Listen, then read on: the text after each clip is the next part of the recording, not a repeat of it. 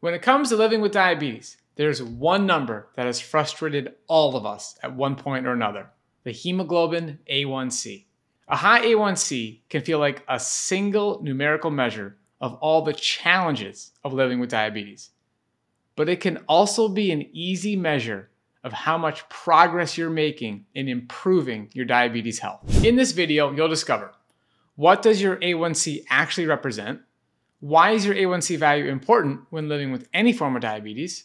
How to lower your A1c naturally without drugs, restricting carbohydrates, or calorie restriction. Exactly what nutrients in your food influence your A1c value. And we'll give you the playbook to experience what countless people are calling the A1c miracle. First, let's answer a simple question. What the heck is your A1c value? Now, the more complicated term for an A1c is a glycated hemoglobin. More simply put, hemoglobin is a protein that's found in red blood cells that acts as an oxygen trap that's used to transport oxygen from your lungs to tissues all throughout your body. Now, it turns out that hemoglobin is actually sticky. And so what that means is that glucose sticks to it. And that takes a normal hemoglobin molecule and turns it into a glycated hemoglobin molecule, which means that the hemoglobin molecule is now covalently bound to a glucose molecule. Now, what does that do? Well, in 1968, a researcher named Dr. Samuel Rabar found that by measuring the amount of glycated hemoglobin in your blood, you can get a direct measurement of the average glucose in your blood over a 3 to 4 month period, which is the average lifespan of a red blood cell.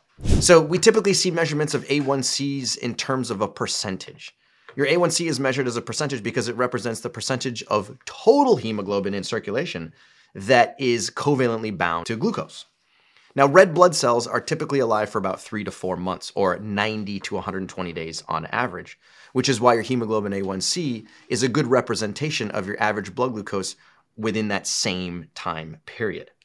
After all, the more glycated hemoglobin means that the higher your average blood glucose has been within that 90 to 120 day period. Now, according to the CDC, here are the levels of A1C that define normal prediabetes and type 2 diabetes. Below 5.7 is considered normal or non-diabetic. An A1C value between 5.7 and 6.4 is considered representative of prediabetes. And an A1C value of 6.5% or greater is considered type 2 diabetes. Okay, thank you, Cyrus. So, the A1C value is a representation of your blood glucose over a 3 to 4 month time span. So if you're living with diabetes or prediabetes and have a high A1C, aiming for a lower A1C is a great goal. So how do we do that? How do we achieve a lower A1C? Well, the major key here is to reduce your level of insulin resistance. Insulin resistance is the buildup of dietary fat in cells that aren't meant to store large quantities of fat. And it's actually the culprit behind prediabetes, type 2 diabetes, and gestational diabetes, and the condition that increases your risk for most of the complications of diabetes. The reason is because a high degree of insulin resistance in your muscle and liver can trap glucose in your blood for extended periods of times. More glucose trapped in your blood means way more complications from high blood glucose.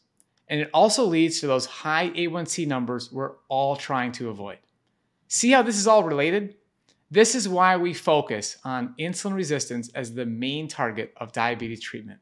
Because if you can reverse insulin resistance, you take a major step towards controlling diabetes and its symptoms. So next, we want to look at the research on methods that not only lower your A1C directly, but also lower your blood glucose values and insulin resistance as well, because it's all part of your diabetes health. So what does the research say on reversing insulin resistance? Well, from where we stand, the research says that there's one major solution. It's called a low-fat, plant-based, whole food diet. Let's take a look at some of the studies. One systematic review of 8 studies found that, with regard to diabetes control, this systematic review demonstrates that a plant-based diet intervention can significantly reduce HbA1c in adults with type 2 diabetes and potentially reduce diabetes medication. They also conclude that plant-based diets accompanied by educational interventions can increase psychological health, increase quality of life, decrease A1c values, decrease body weight, reduce neuropathic pain, and reduce your risk for heart disease. Let's take a look at some other studies. Looking at the risk factors for diabetes in the Adventist health studies, those who followed a vegan diet had 78% lower total risk of diabetes. Another review mentions that there have been multiple studies showing an A1c reduction ranging from 0.5% to 1.2% when using a plant-based diet. And we're just getting started. There's hundreds and hundreds of studies that demonstrate that a plant-based diet is a significantly and highly effective tool for lowering your A1c value and reversing insulin resistance simultaneously. And for those of you who have gone through our coaching program, they are great examples of this. Let's take a closer look at the low-fat plant-based whole food diet. In 2019, we published the results of a research study following participants who implemented the Mastering Diabetes method. We analyzed the changes in biomarkers of 253 participants aged 56 years on average. A subset of 142 participants reported their pre- and post-intervention A1c values. Among study participants living with type 2 diabetes with a baseline A1c value greater than 6.4%, the average drop in A1c value was 2.03%. The significance of this is important. Various interventions have been studied to determine the effect on reducing A1c values, and a reduction in A1c of anything greater than 1% is considered very effective. And what's even more important is the way that these people were able to change their A1c, achieving an A1c reduction of 2.03% while encouraging clients to increase their intake of whole carbohydrate-rich foods from fruits, vegetables, legumes, and whole grains is groundbreaking. That's because most diabetes education focuses on dramatically reducing carbohydrate intake to between 30 and 75 grams per day as the primary method of improving blood glucose control. Why is this bad? Well, there's a growing body of evidence that shows that low carbohydrate diets high in fat and protein are known to increase insulin resistance and beta cell dysfunction, which in turn can increase your risk for cardiovascular disease, many types of cancer, fatty liver disease, and chronic kidney disease. These risks simply aren't present with a low-fat, plant-based whole food diet. Period. End of story. And in fact, thousands of people that we've helped have reversed many chronic health conditions outside of diabetes itself. Now, the research shows that a low-fat, plant-based whole food diet can do many things simultaneously. Number one, it can reduce the prevalence of diabetes complications. Number two, it can lower your risk for cardiovascular disease. Number three, it can reduce global inflammation. Number four, it can reverse chronic kidney disease, not just manage, but reverse chronic kidney disease. Number five, it can reverse fatty liver disease as well. And number six, it can actually reverse peripheral neuropathy, which is nerve damage in your hands and feet. What's even more powerful is the fact that this diet doesn't require you to restrict any of your food intake. That's right, no counting calories at all. Instead, you're simply encouraged to eat until you're satisfied, which, combined with the right collection of green light foods, can eliminate intense food cravings and dramatically increase your energy levels in a short period of time. So what does it take to build your A1c playbook? Now, we've reviewed a lot of research and gone through quite a bit of information in this video. So what's the takeaway for you?